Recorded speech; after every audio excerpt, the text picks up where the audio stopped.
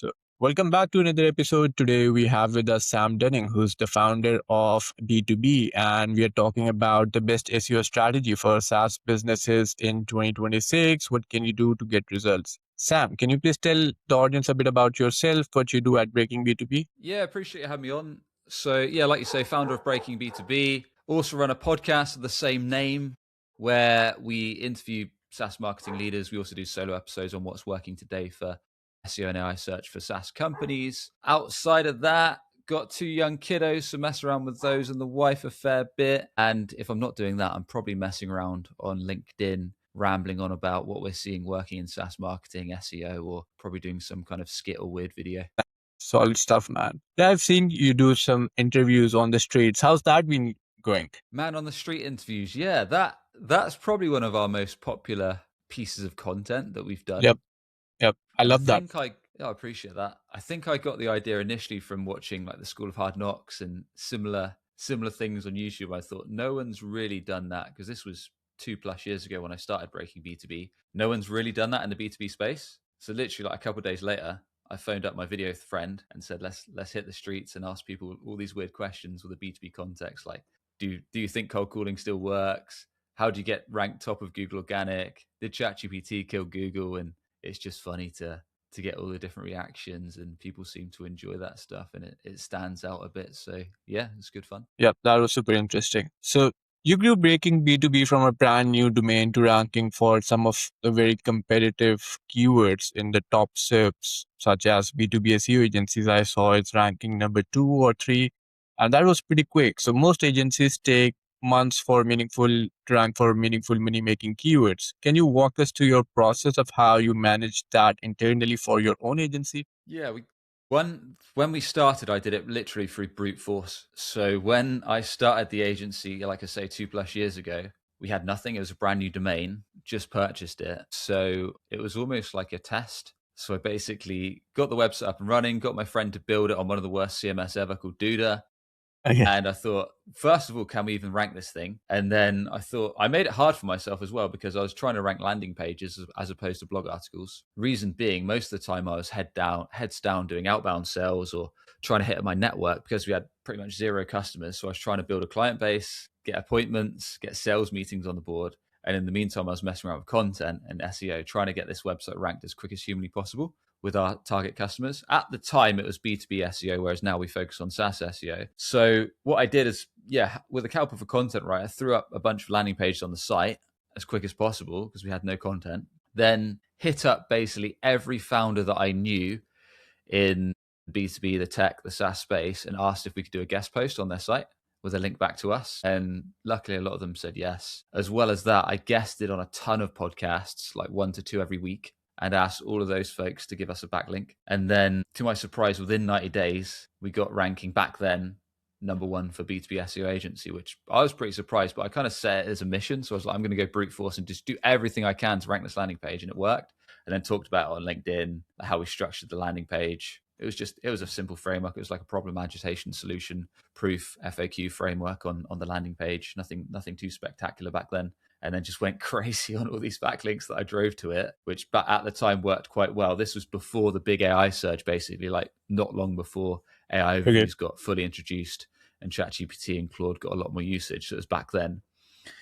And yeah, kind of proved that we could do it. And later on, we went to roll that out as that's one of our main offers now, 90 days to revenue SEO programs for SaaS companies. So that's what we did then. Our approach now has changed a lot because now I have a team of strategists who can kind of be a lot more strategic with how we go about content, blog posts, listicle placements, technical, and the rest of it that makes a sound SEO program. But that's what I did when we first started, purely because I was super scrappy and just trying to get some impact on the board as quick as possible. Solid.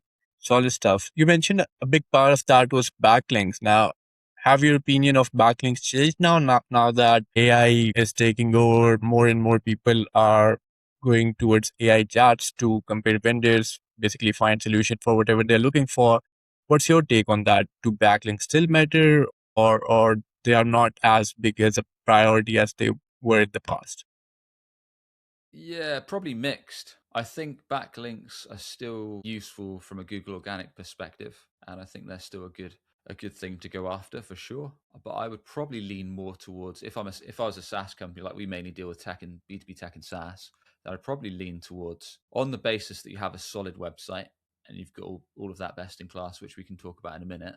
If we're talking about off page, then yeah, I'd probably lean towards more external listicle placements, roundup placements, review site placements, and things like that. So researching when I'm looking at my money keywords, my bottom of funnel search terms around, I don't know, best XYZ software, or best niche specific software, or whatever it is, or competitor alternatives, or whatever those kind of money search terms or prompts are that folks look for when they need our software or are comparing options or similar, then those external websites that are relevant to my niche that rank well on Google Organic, that are getting pulled from in LLMs, outreach to those, and then try to do some kind of value exchange where we can get a top 3 placement on those, which will give us a backlink, it'll give us a write-up, and it'll give us a brand mention. Plus, people that land on the article might inquire directly anyway.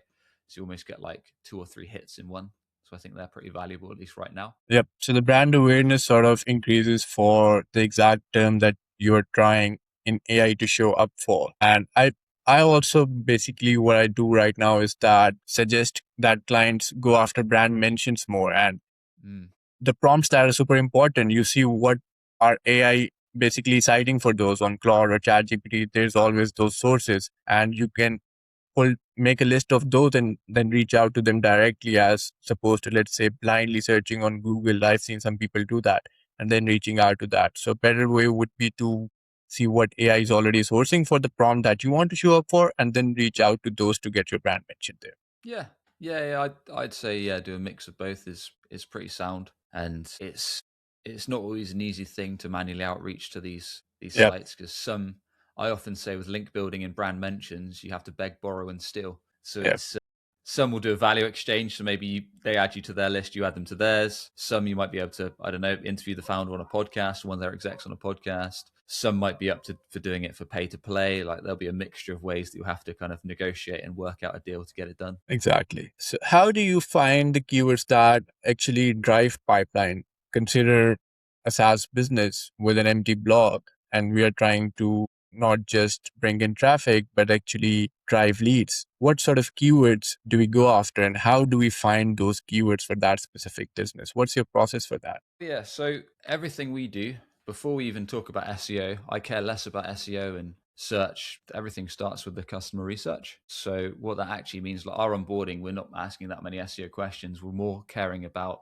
who's the dream client, what expensive problems, like what are their top 3 most expensive bleeding debt problems, what then is the tipping point where they'll realize that they actually have to fix it, have to do something about it. Is it causing staff turnover? Is it causing loss of revenue? Is it causing something else? Then what do they describe the problem as? How do they then look for solutions like yours? What's the internal jargon or the ways they describe your offer or your software or solution? What competitors do they evaluate? How do they stack you against? What causes them to actually eventually sign up to your software or invest in your software? All those kind of things. Can we get access to sales calls? Like the beauty of the day and age we're in now is that you can literally hook up via MCP from call recording software, so like sales calls, customer success calls, support calls, and just pull into Fathom or Gong or Fireflies and pull those into a Claude MCP. So it helps you a ton with your research and tone of voice and understanding the customer and their pain points and real words they actually use.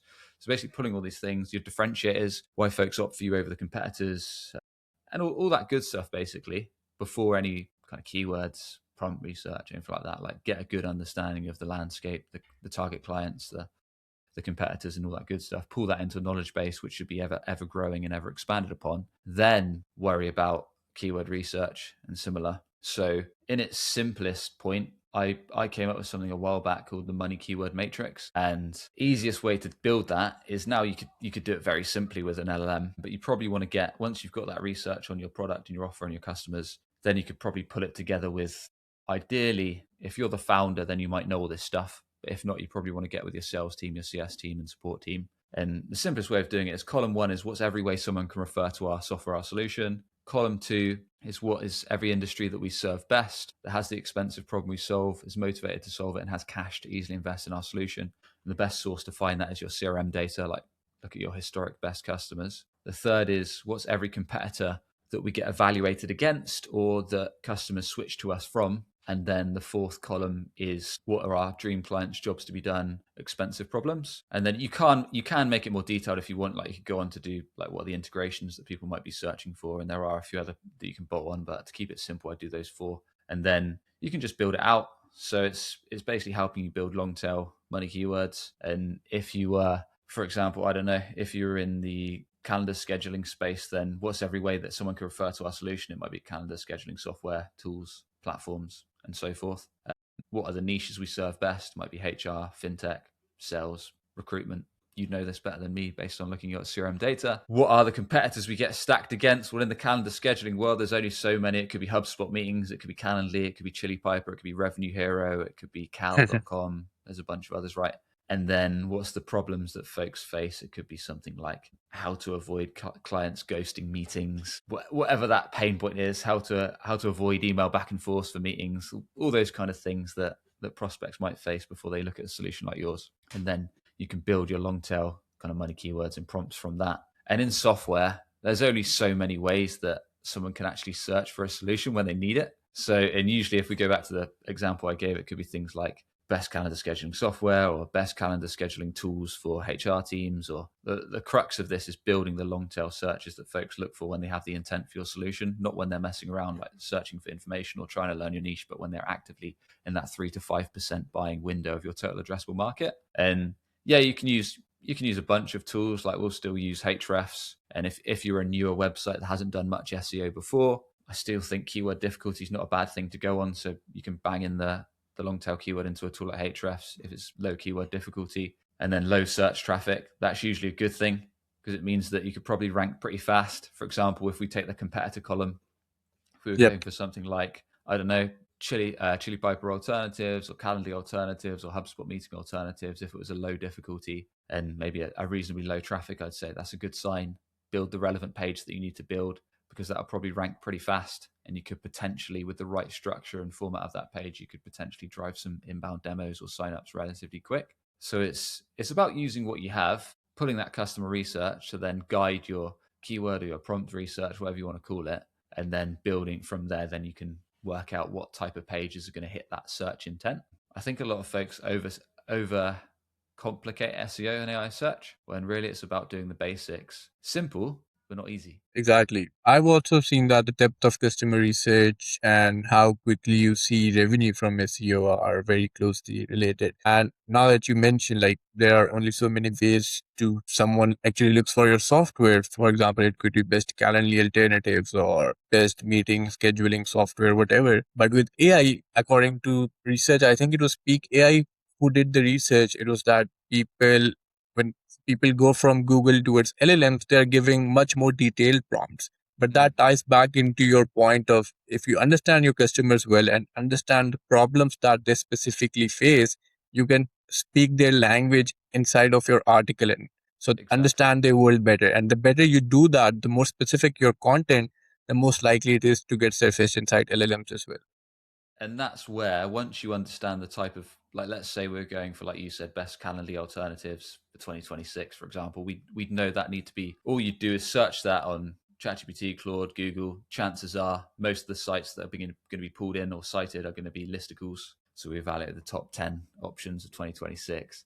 But that's where, to your point, you need to build in the right structure. So many SaaS companies get listicle structure completely wrong. They put like a massive wall of text at the front, then eventually after 5 minutes get to the tool roundup, whereas really AI only pulls from a small, LLMs only pull a small amount of piece of content, a piece of information from your article. So that's why doing things like quick summary or TLDR is important right at the top. Maybe then a why trust us section, then maybe a quick comparison table, like maybe the top 3 options. Then you jump into the full comparison table. Then you do like the detailed roundup of each option. So it's important you actually get the structure right. And then to your point, like, it's important that folks are now doing long tail, very detailed prompts. That's where it's important to talk about your actual positioning. Like if you're best suited to mid-market teams, or if you best suit a certain niche, like to put that in there. So then when Google AI overviews are talking about you, or when LLMs are talking about you, if you're capturing that positioning, it's important that it's pulled in. And likewise, if you're then going to get featured on external assets, listicles,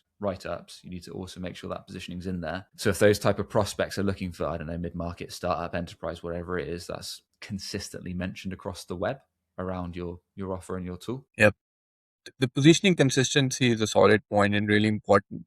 What I wanted to understand is that, yes, when it comes to, let's say, our own content, our own blog, our own social media, we can get the positioning right. But at times on third party sources, let's say if we are getting mentioned on a third party listicles, even though, let's say, our software targets small to medium sized businesses, they might refer to us as a software that is best for enterprises. And that sort of gives LLMs these mixed signals. Now, how would Sure. you suggest these small SaaS marketing teams to go about this? Do they go searching for these pages which do not position them correctly, reach out to them and get their story correct? How do they post this? Sure.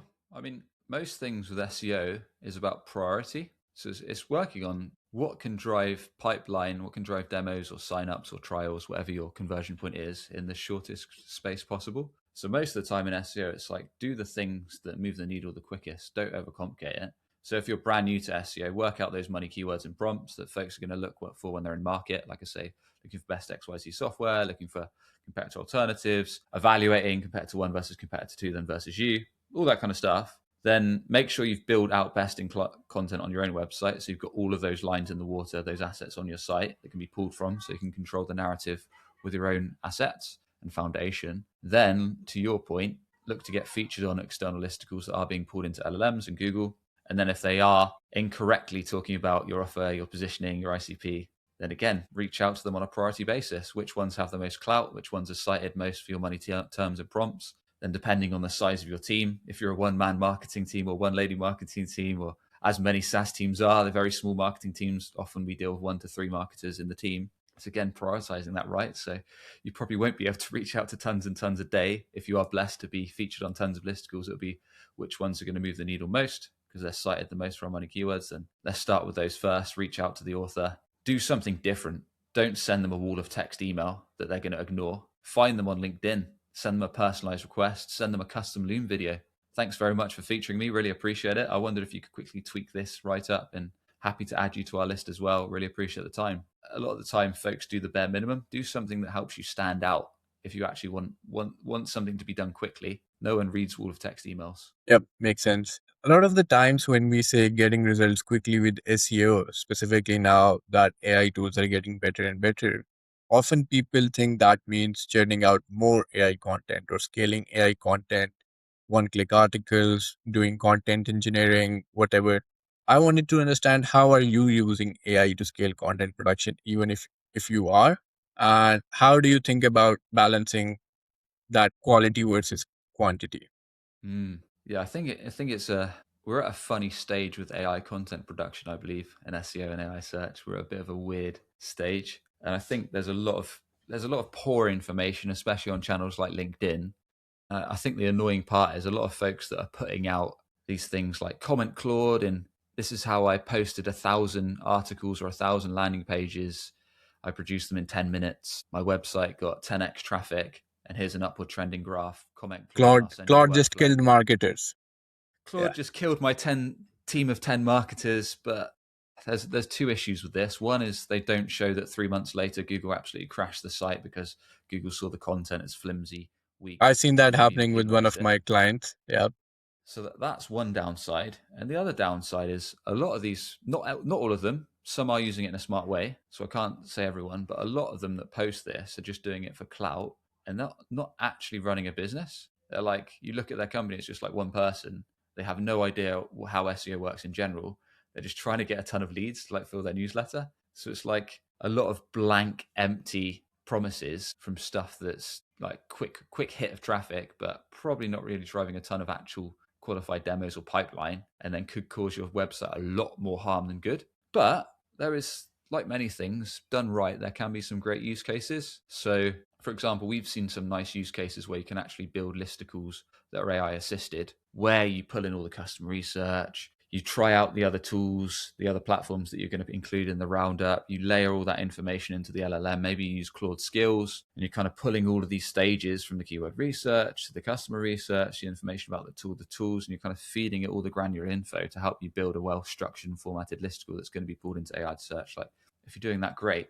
Or maybe you're building a long form landing page, and again, you're using that AI content, pulling in your research as needed, pulling in maybe what's ranking well in the search engines and AI search to know the structure and the intent, building you like a stage one format and structure, and then you got a human in the loop to then manually go through it and check it and all the rest of it. So I'm all for that. I'm not sure yet if you can fully rely on AI to run your content workflow. I know some do. We don't. We have a panel of like 15 plus writers right now because we don't believe it's quite at that stage. So that's where we're at. Like I said, it's a funny middle ground, at least from our point of view. Yep. Fully content engineering would only work if you are one really great at that. And let's say you have that editorial lens and taste to know what good looks like.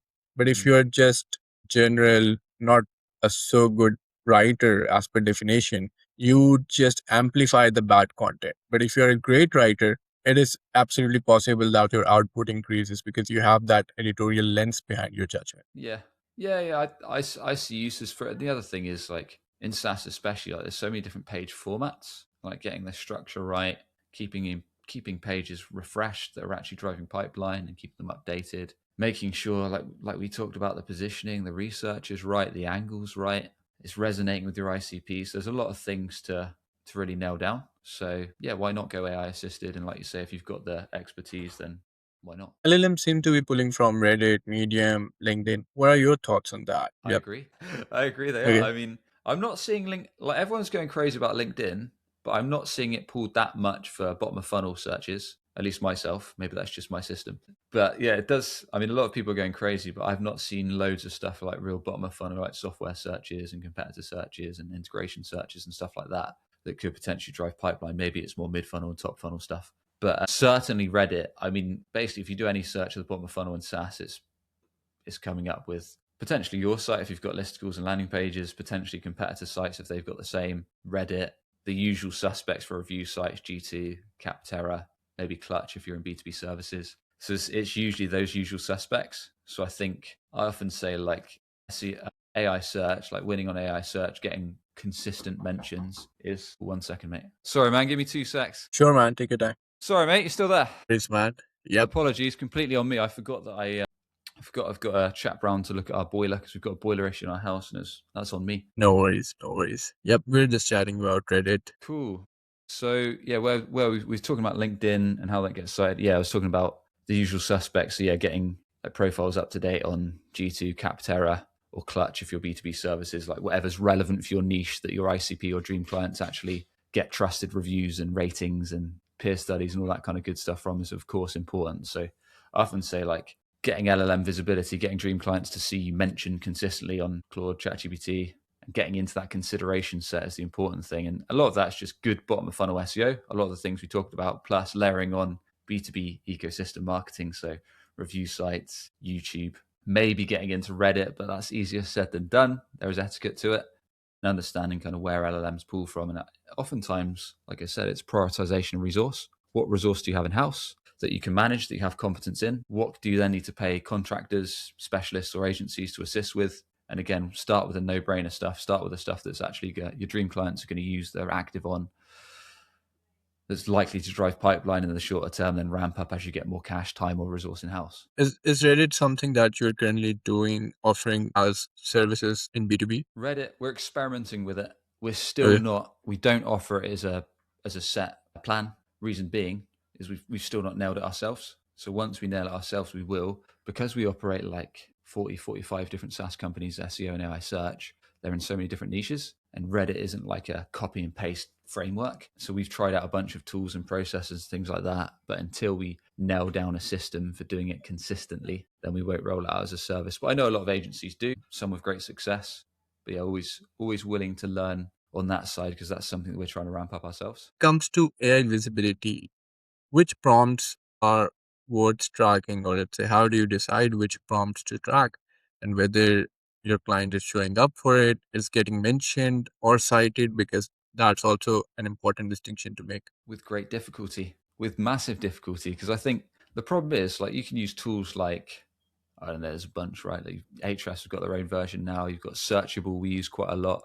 We try and do 20 to 30 prompts that we'll track that are kind of closest to what a prospect will look for when they're actually in market for their software, that's actually going to be closest to that possible. But the problem is they just vary so much. And that kind of is my issue with LLM tracking, visibility, and things like that, because you're never going to know exactly what your ICP is searching for, because the tracking and the visibility of it is limited. So I think a lot of it's trying to be sensible and kind of working in what are the SEO long tail keywords, branching out like what are the prompts that actually make sense based upon that, tracking those, but then also realizing there's only so much you can track right now in terms of LLM visibility. One, because like I said, the tools will only show you so much in terms of the prompt tracking, the citation tracking, share of voice, how you stack up against your competitors and things like that.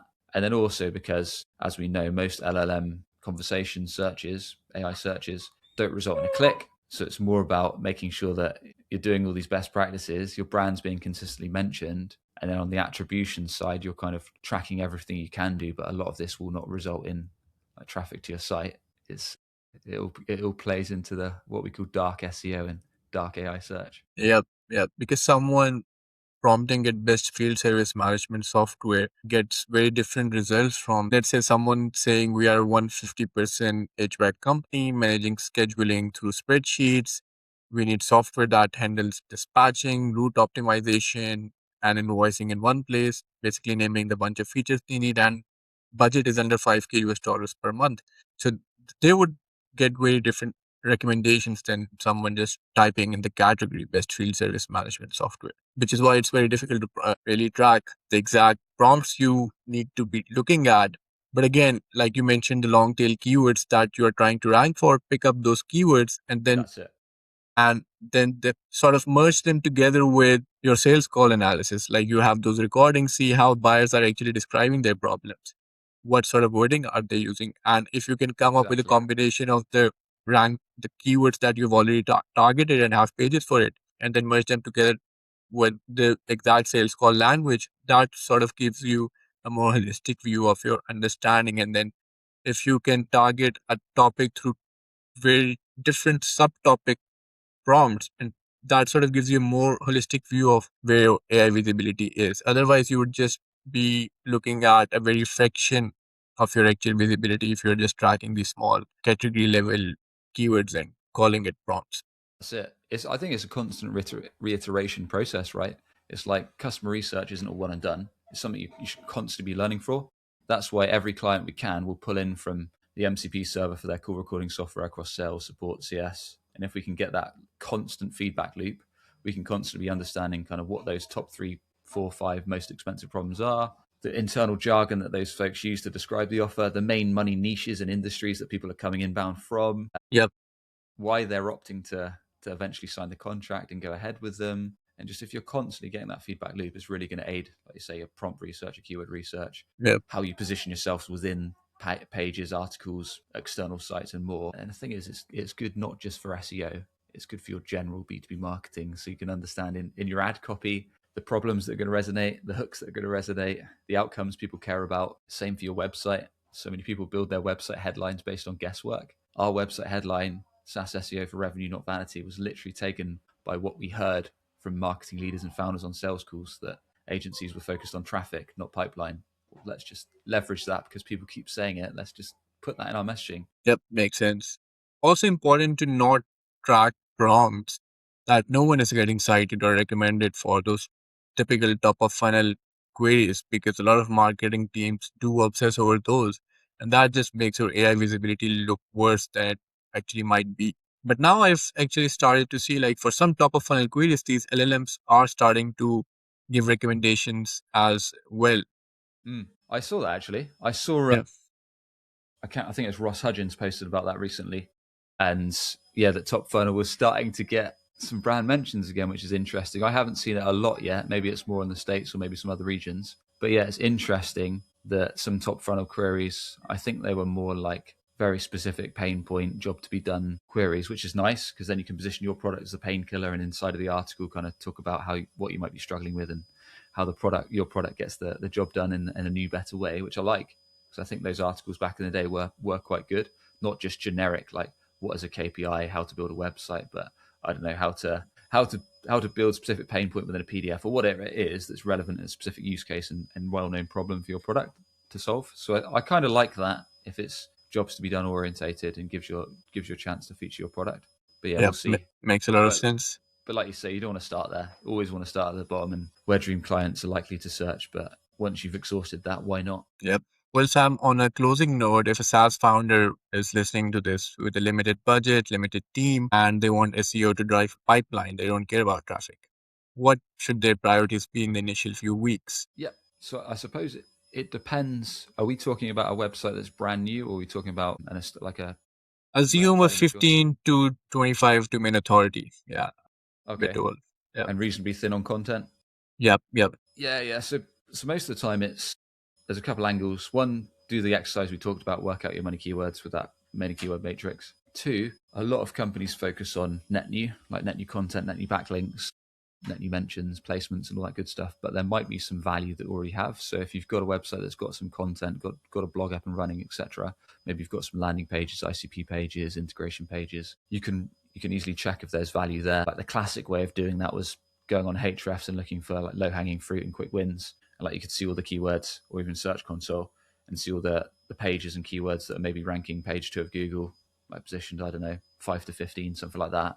And if they have commercial value, I don't know, they're software-based pages or competitor or evaluation or comparison pages, prioritize those candidates, because the quickest win you can get in SEO and AI search is if you already have the page, it's just not top of Google or it's not being pulled into AI search, then improve the structure. If it's an article, make sure you do bottom line up front.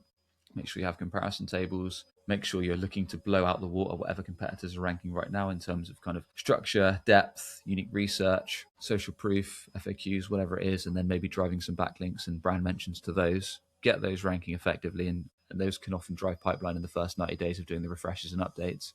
Then prioritize net new. What content, what pages do we not have that have commercial value that folks will look for when they need our software, compare options, and so forth.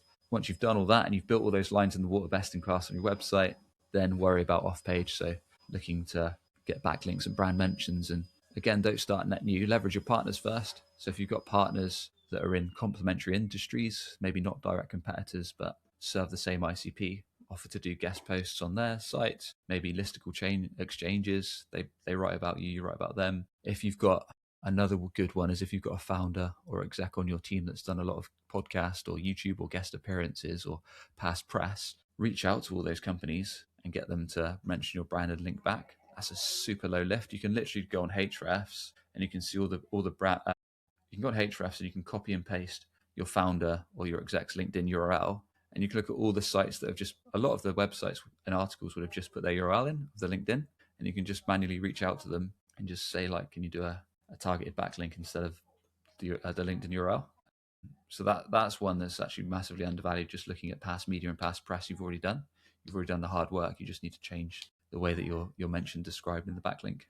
So yeah, do all of that stuff, and if you do it at speed and you do it the right process, you can outpace like big competitors. That what you'll find is the enterprise brands move super slow. One, because they just have lots of tiers of management. Things take a very long time to sign off. I've seen enterprise brands take 7 to 8 months to publish one blog article. So as a small scrappy startup or a smaller team or a mid-market team, you can move way faster. You can go through all these stages. You could do the research, plan out your kind of intent structure, start publishing content on your website, start doing the off-page work at speed, and you can start kind of slowly gaining ground on those competitors and driving inbounds. Well, Sam, thanks so much for joining. This was great, and I'm sure viewers would have gotten great value out of it. No, I appreciate it, man. Thanks for inviting me on. And if anyone heard the dog bark, then please do blame Barney the dog, because he barks at No anyone that comes worries. around the house. Barney.